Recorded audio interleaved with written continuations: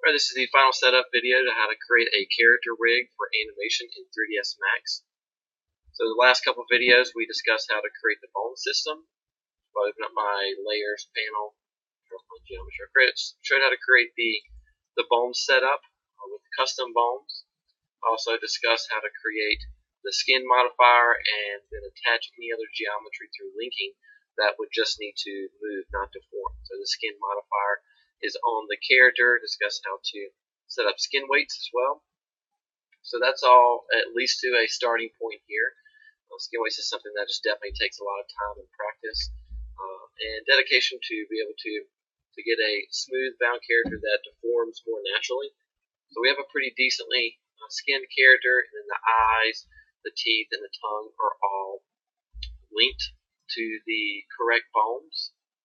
So I have two different layers already set up. I have the joints layer, and then I have a geometry layer. So organization is really a key once you start to set up for animation. So what I'm going to do right now is just turn off the geometry. We'll come back and see how the control system affects that later. So I'm going to come in here and start creating a couple more layers. So I'm going to create a layer. First off, we're going to call this one IKs. Come back and talk about that here in a minute. I'm also going to create another layer called controls. Okay, so the new layers menu, you might have to move them around. And I'm going to move everything underneath the default layer, and I'll just have sub-layers underneath here. So my controls layer is going to be where I'm going to put all of the objects, nodes that are going to allow me to move my bones more effectively. IKs stand for inverse kinematics, which is going to be how I'm going to set up my legs, and then even a part of my torso here. So we really have to think about how the body needs to move as far as how we need to set up the control rig. And we set the controls according to the only parts that really need, the main parts that need to move. So not everything is really going to get a particular control. So what is a control? A control is a simple way for us to move complex objects. From this point of view, it's going to allow us to be able to move the joints in a more effective way. So the first thing we'll set up is actually going to be the IKs for the legs. So there's two different ways we can move or animate body parts or really any object, which is forward kinematics versus inverse kinematics, FK or IK. So forward kinematics is like taking the arm and I move the shoulder, I move the elbow, and then I move the wrist. So that's forward kinematics. Inverse kinematics is like using strings like attached to a puppet's arm or a marionette doll's arm or whatnot, where I move one node or control and it moves the entire arm. So sometimes arms are set up with the inverse kinematics. It depends on if the arm needs to have pressure pushed against that. So like picking up an object or pushing against a wall. And sometimes it's also set up with forward kinematics. Forward kinematics is definitely smoother for the arms. We can even have an FK-IK switch. This tutorial will just show how to do forward kinematics for the arms. But more importantly, we're going to do inverse kinematics for the legs. So this character has 4 different legs. So there's different ways to set up legs, even with a reverse foot joint system. We'll show you the easiest basic way to set up, which is kind of a combination or an IK system. We're going to do IKs for the legs so that when the body is pressing down for weight or for gravity, the feet will stay in place until we move this IK node. So you can think of IKs as like a sticky node. This node doesn't move until I actually move that node. I can move the rest of the body, and this node will try to stay in place according to how large or how pushed out the joints are. Okay, so in IK, we're going to select the base joint. It's always going to skip at least one joint. We're going to use the basic IK system. Okay, so we're going to start with an IK system from the leg, from the hip, down to the ankle. So we're going to skip over the knee because that's going to be our bending point.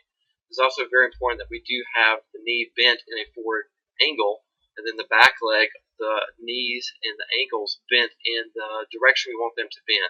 We're going to have a straight leg system, otherwise the IKs do not know which angle to bend in.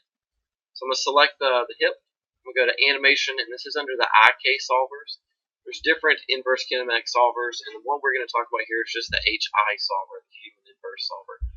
So this is the easiest and most effective way for when we're skipping one or maybe maximum of 2 joints. So we go to hip, IK solvers, HI solver. Creates a dotted line that tells me to click on another joint to create the IK system with. So I'm going to skip over the knee. I'm going to click on the ankle. So what this is going to do is create a locator or a crosshair and this is what the IK is. So there it is. You can see there's the IK. I'm going to go ahead and rename this one L for left, since this character has front and back legs. F for front, left front leg, IK. I'm going to put that in that IK's layer. That way I can turn that IK's layer on and off. Okay, so what does that really do? Let's go move the pelvis and let's see. So when I move the pelvis up and down, that control, or IK, just sticks there in place until the body can't push or pull the geometry enough without stretching it, and then it'll pull the leg up.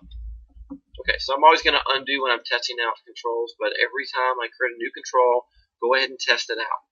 I can also click on that IK, and IKs really aren't controls, they're just ways for us to move the body a little bit more effectively. But when I move that IK around, you can see that it does move the body or the joints connected to this IK all at one time. So there's two different ways that it's going to be helpful. It's going to allow me to easily move multiple joints and then also give a natural motion. Okay, so I'm going to go ahead and create an IK on the other leg. So let's go animation, IK, HIK solvers with the hip selected. Skip over the knee and select the ankle. So let's go ahead and do that for all of our legs here. Actually, we'll come back to the back legs because we have two joints there that we're going to skip. Okay, so let's test that out. Move that around. There we go. Okay, so but the issue is the legs or the feet go through the ground. So we want to create secondary IKs, which I mentioned before is where we can come in and create a reverse foot joint system. But another easy way to do this is create more IKs for the legs. So I'm going to select the ankle, go to animation, IK solvers, HIK, and I'm going to skip over my toe. If you don't have individual toes, then you can just link this to the ball of the foot. You will need another joint instead of just the ankle. So what I'm going to do is skip the middle joint, and I'm going to move to my end toe. So but there's an issue here. I need this ankle or this toe joint to be rotated up some. I need to go ahead and create this rotational point. So let's just go ahead and do that. Here's the other foot. It doesn't have to be a lot. It just needs to be more than the other angles that are there. Okay, we'll come back to the back toes. So ankle, animation, IK solvers, HI, and then I'm going to click on the end toe. So let's see what that does here. Let's go move that pelvis again. I'm going to move that pelvis up and down. You see that foot stays in place. The other foot, the right foot, goes through the ground plane. So that's kind of what we want, but the toes really aren't moving exactly correctly because I have other toes here. So what I'm going to do next is actually go to, let's see, slice the outer toe and the inner toe. This is only if you have toes. Constraint or IK solvers, HI, and I'm going to click on the end toe. Do the same thing. So I'm creating IKs from the ankle to the middle toe, and then I'm also creating IKs from the outer and inner toes to the end joint. So this way, when I move that pelvis around, all of those toes stay in place until they get stretched out too much, and then they will move apart. Okay, so this will also allow me to be able to select, deselected everything. This will also allow me to select all of my IKs for my foot, move them around together, so now I have kind of a natural stepping motion. So I have the back pivot off of the ball and the toes of the leg. Okay, so let's do the same thing for the other leg here. So ankle, then we're going to skip to the toe, then we go to the outer toe, base joint, and let's do the same thing for the inner toe here. Okay, so that works for that. I'm going to go ahead and pause the video for a second and rename all of my IKs, and then we'll come back. Okay, so what I did was name everything and actually change the naming system here a little bit. I changed everything so it says IK first. This is a good way to kind of set up all of our controls. So I even go back and say geometry with a big capital G. But IK is going to be first, and then all of my controls are going to have a CTRL or C for control in the front of it so that they are organized even in the Scene Explorer over here. And in an easy way, all my IKs will be in the same area. So my IKs, IK left front foot, IK left front big toe, IK left front out toe, and then IK left, it says left front, just change the name, IK to begin with, left front leg. There we go.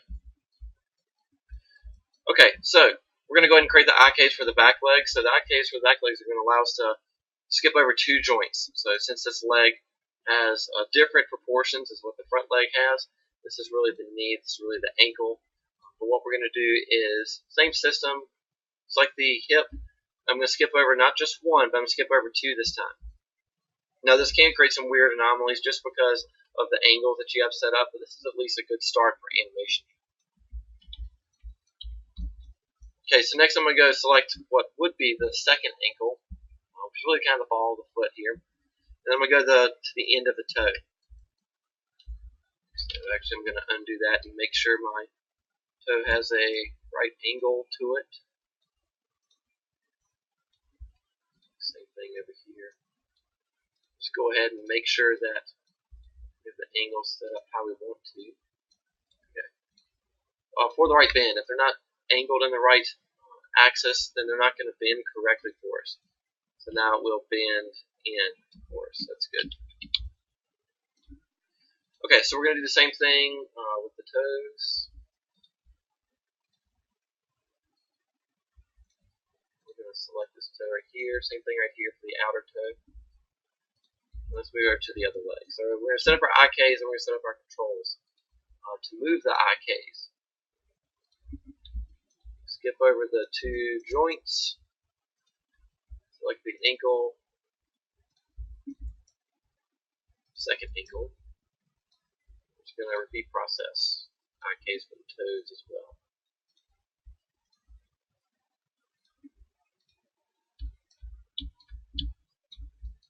Okay, so that allows us to be able to move these eye case, move the legs back, forward, but they'll still stay in place. So now let's try to move the pelvis. The feet stay in place until they get stretched too much. So that's exactly what we want there. Okay. I'm going to pause it really quickly, rename all that. Okay, so I have my eye case set up now. Everything is named. I just named my back legs. Let's see, eye K, right back foot, eye K, right back big toe, eye K, right back leg. So I can just know my good naming system for everything. So my eye Ks are all one layer, but I'm actually going to animate in my eye Ks just because there's a lot of them. So what I'm going to do is set up basic curves or controls to be able to easily move and animate my eye Ks. So I'm just going to create some basic circles. So I'm going to create one, and then I'm going to convert this to an editable spline. And I'm just going to adjust the shape here a little bit so that I can know what direction my foot's going to be in all the time.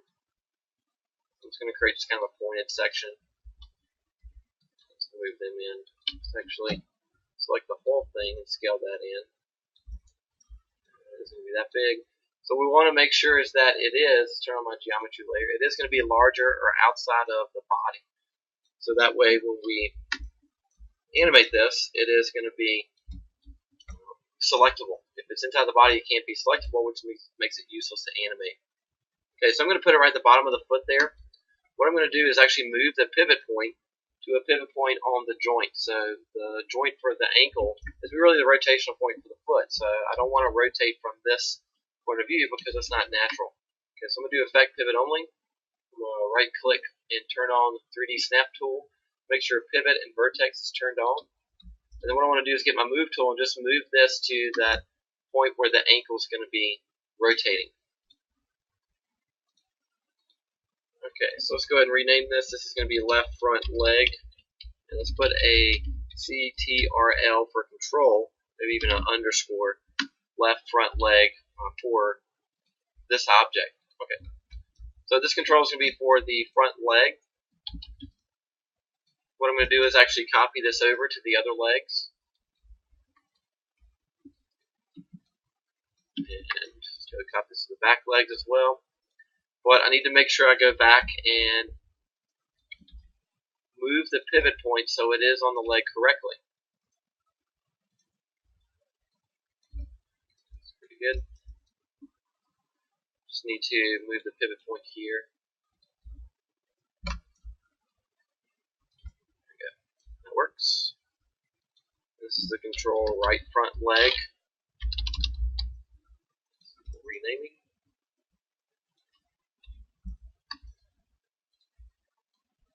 this over. Turn my geometry layer just to make sure that I'm not too crazy here. So the back legs are actually sitting underneath the body, which is fine. I can just move them back up here in a minute. Let's just move that down. Good. Okay, so now let's go move the point.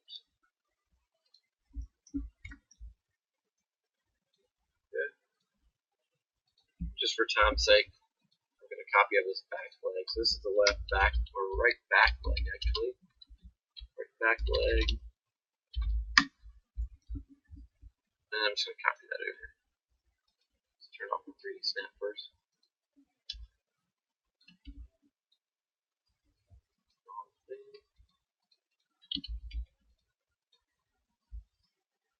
Make sure you are not kind of copying wrong things, moving things out of place.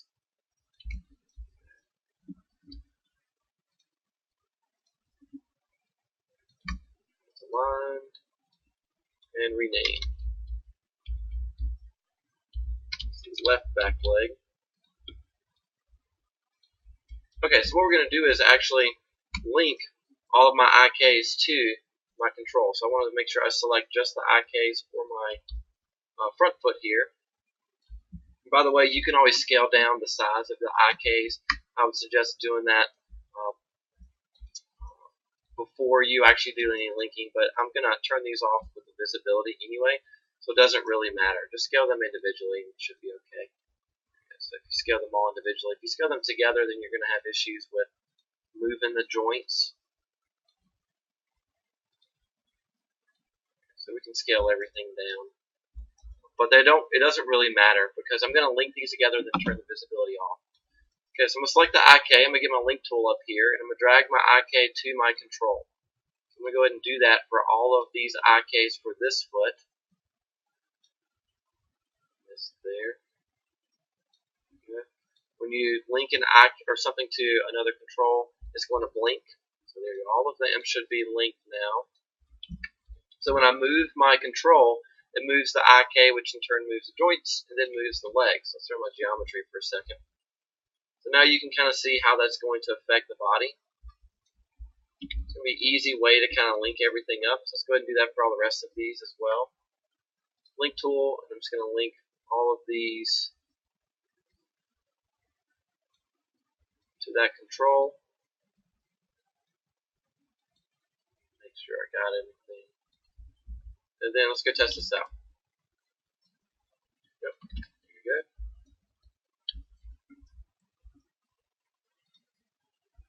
Okay, so we're going to do the same thing. I can actually select multiple IKs at once and then link them all together. Test that out. Looks good.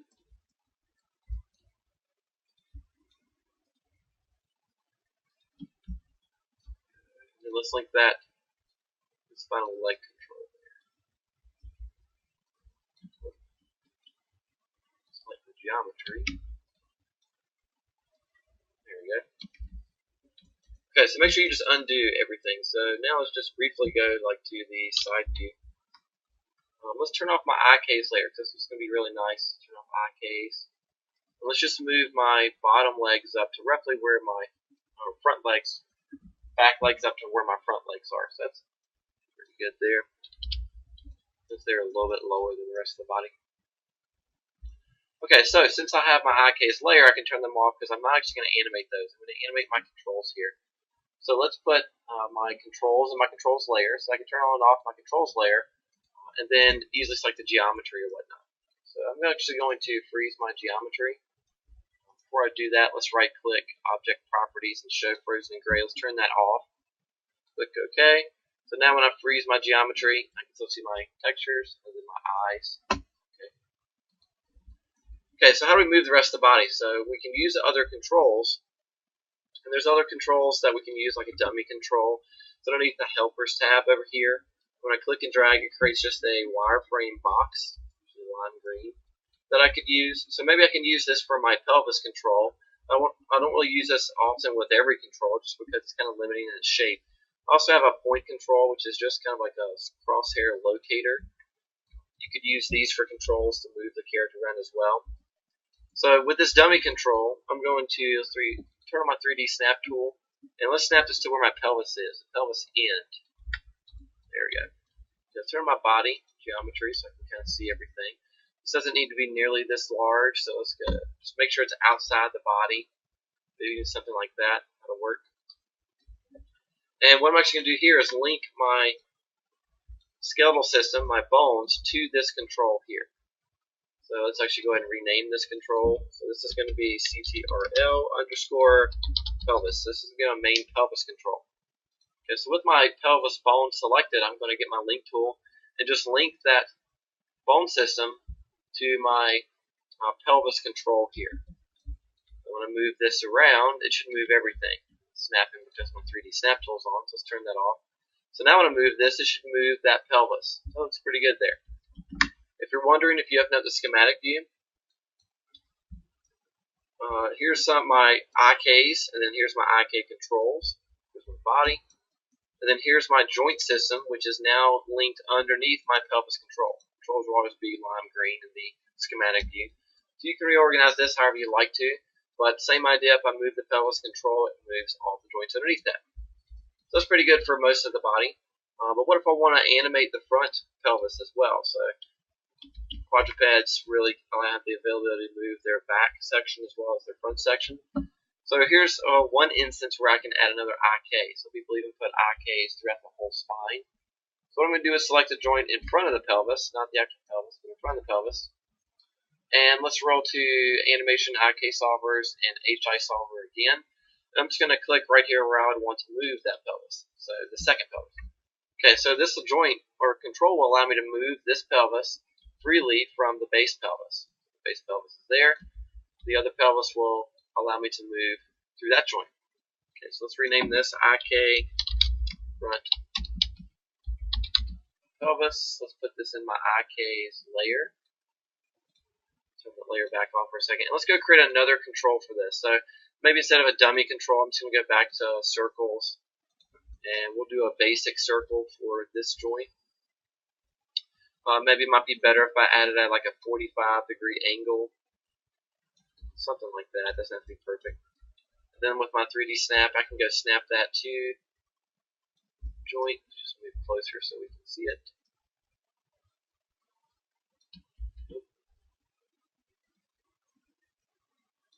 There we go. Okay, so maybe I'm rotating this some. I just want to be able to see it outside the body. So maybe that's good enough for right now. Maybe I can even go to edible spline and move this vertex in some. So it's closer to the body. Oh, move it over there with the 3D snap. Select these outer ones.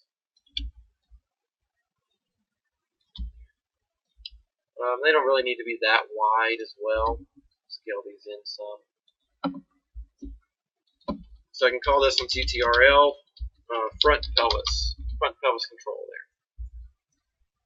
Okay, but what I need to do is let's move that control into my controls layer. Is link my front IK for the pelvis to that control. So with that selected, let's just drag that to the front control with my link tool. That way when I move that front control, it'll move that IK as well. Pretty cool.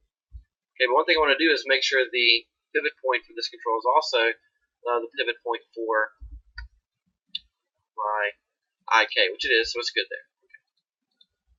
Just make sure the pivot point for your control is the same point for the location that you want to rotate or move them. Okay, so I'm done with the IKs now, and those are the basic parts for the body. The legs need IKs. I can do an IK for some of the spine areas. I can do another IK for the vertical spine, but instead what I'm going to do is just draw some basic circles for forward kinematics of some of these spine controls. So let's go back to the 3D snap tool, and let's just snap this to a couple of the spine joints. Now, depending on how fluent you want the spine to be is really how many joints you need. So if I need to have a more fluent or agile character, then I would probably want to have more spine joints. But I'm just going to do one for about every other spine joint here. So let's just select some of these, move those in. Let's draw 3D snap for a second. just make sure it's around the body so we can select it outside. So this is going to be control spine 1. And before I do anything else, let's just copy this up. Hold down shift. Copy that up. Okay, so we're going to skip another one up here just for time's sake here. And I'm just going to snap this to the one where the shoulders are. Let's turn my body back on just so I make sure that I can see everything. 3D snap. On through the body. Might not be able to see the sides, but I can at least see it from the front and the back for this front spine joint. So this is fine. We can just retitle this one control spine 2. Okay, so what we're going to do here is actually do linking, but we're just actually going to break the link system here, which that's okay. We'll just have to reconnect it. So I want this joint, this control to move this joint. So when I rotate this control, it rotates this joint up here. Okay, so what I'm going to do is actually get my link tool and link the joint I want to move or rotate to the control. Okay, so now when I rotate this control, it moves or rotates everything. Well, there's an issue is that if I go back down to, let's see, this control over here and move this control, it breaks that link, it breaks that hierarchy system. So what I'm going to do is actually select that spine control and drag that to the spine joint underneath that. That'll reconnect that hierarchy. So let's open up the schematic view again. Let's go find that. So basically what it is just interjects this control into the joint system that I have. Okay, so let's do the same thing for the control above that. So I want this to rotate this spine joint, so let's connect it to that, link the spine joint to the control. I also want it to rotate my arms as well, so link the joint to the control, same thing here, joint to the control. But I also need to go back and link the control to the joint underneath that. So that way when I rotate everything, it rotates the whole system, but when I rotate this control, it just rotates whatever's above that. Okay, so I could also do the same thing for neck controls as well. We're actually going to go move to the arms now. And I'm going to create some basic circles for the arm controls. Let's snap this, 3D snap this to my shoulder control. Let's get my geometry layer back on and rotate this. Let's follow the arm some. Okay, that was pretty good, just enough so it's outside the body.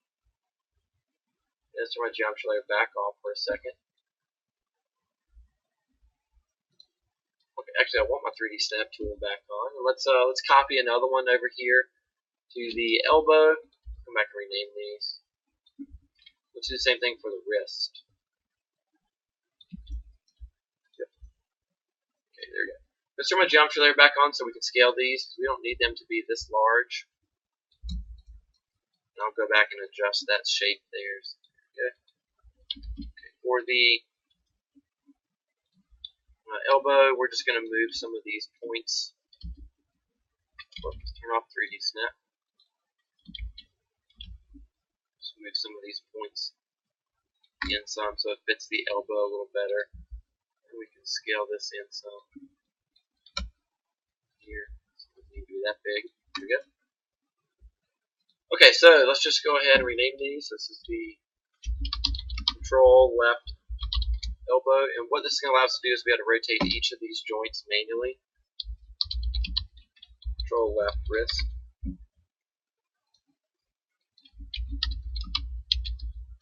Left shoulder.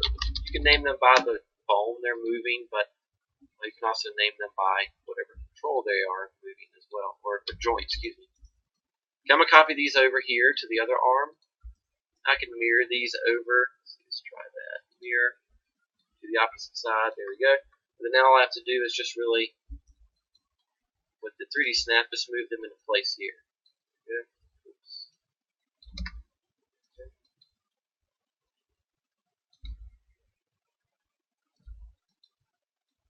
And let's put that to the wrist. Make sure they're all lined up with the geometry. It's pretty good. Okay, so we're going to do the same linking system here. So with the link tool, I'm actually going to start off with the wrist. And so in order to not break the hierarchy too much, what I'm going to do is drag select from the wrist to the wrist control. Then I also need to relink the wrist control to the elbow in front of that. So that way it won't break the hierarchy. So elbow, the elbow control to the shoulder, shoulder control, and shoulder control to the collarbone there.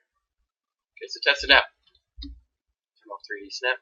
So when I rotate the shoulder, I should rotate everything underneath that, and I should try all of my other controls as well. Okay, so let's do the other arm.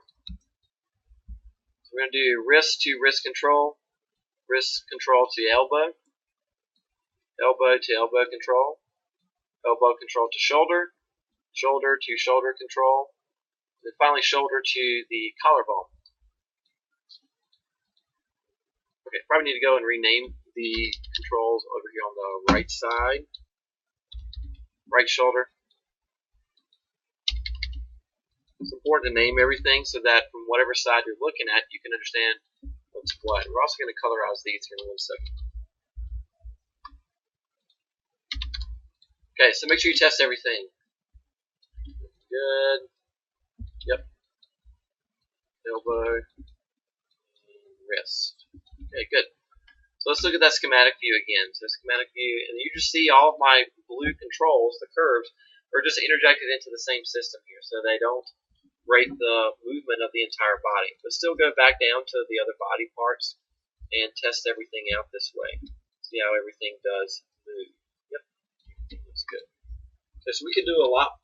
We can do a lot more controls. One's for the mouth, one's for the jaw. They will all just be linked the same way as long as they're not using an IK system. They're all linked within the bone structure. Okay, so let's talk about colorization. So since my bone structure is colorized, what I can do is colorize my controls to match the same way. So I can do blue for the left. That way I can understand that this is the left body, left side of the body. And we'll do green for the right. But typically I like to do lighter colors just because they're easier to see. Like this blue might be a little difficult, so let's bump that up to a little bit lighter of a blue.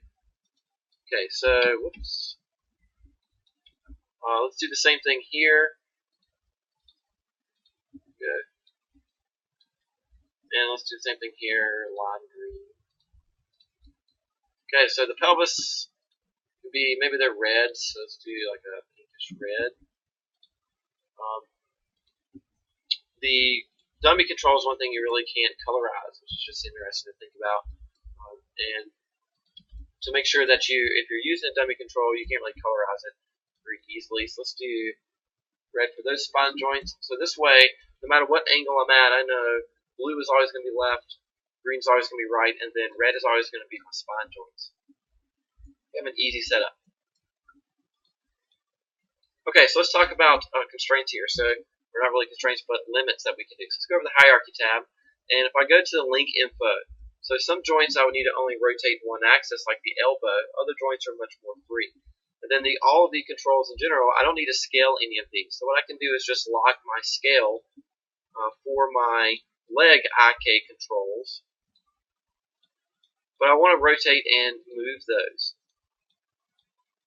But all of my other controls, I probably want to rotate and move other than my elbows, which I would need to only rotate one axis. So what I'm going to do is actually, with the elbow, is I'm going to lock the move. I don't need to move this control. The only controls I need to move is my two pelvis controls and my leg controls. So I don't need to move this elbow control. I don't need to scale this. I'm going to lock that. I need to figure out what axis I'm going to rotate in, which is the Y, it looks like. So I'm going to lock my X and Z. So this way, let's go to local coordinate system here. I'm only able to see one axis to rotate. And even if I try, there's no way for me to rotate in other axes. So the local coordinate system allows us to be able to see the direct angle of each joint.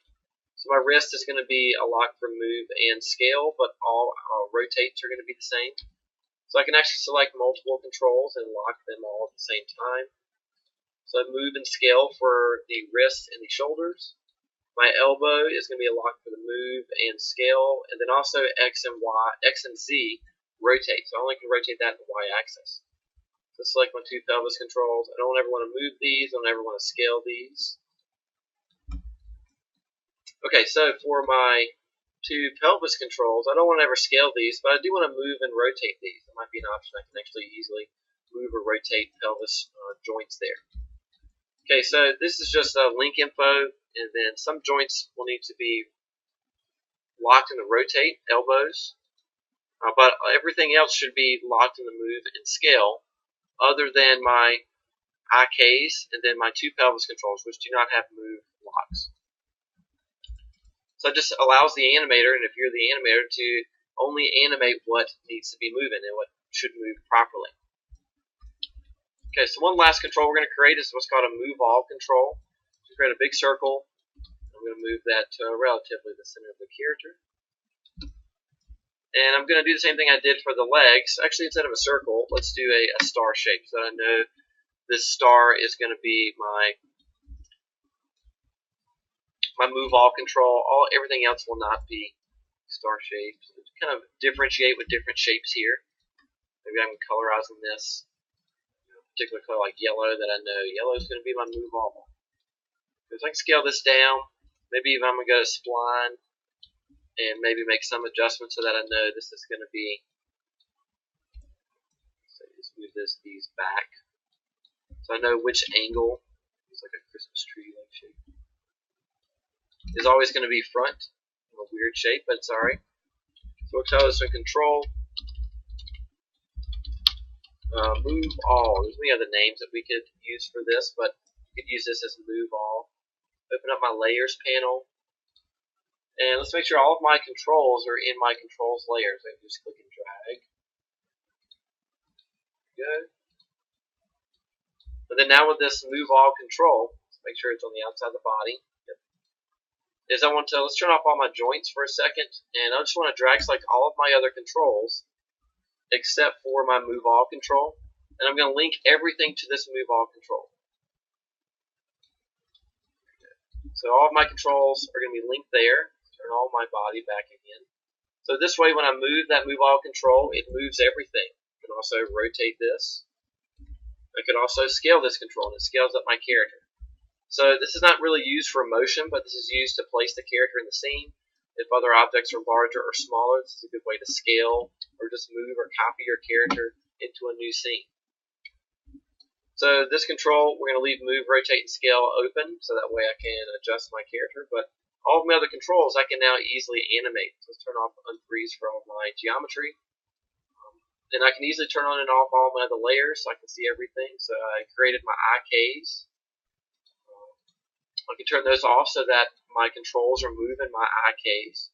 And now we'll just make sure I test all of my controls out so that it easily can move my character exactly how I want to. You can even go in and create sub-controls for like the fingers, for the eyes, for the mouth shapes and whatnot. This is kind of an easy setup here. So that'll wrap up this video, and now you're ready to animate.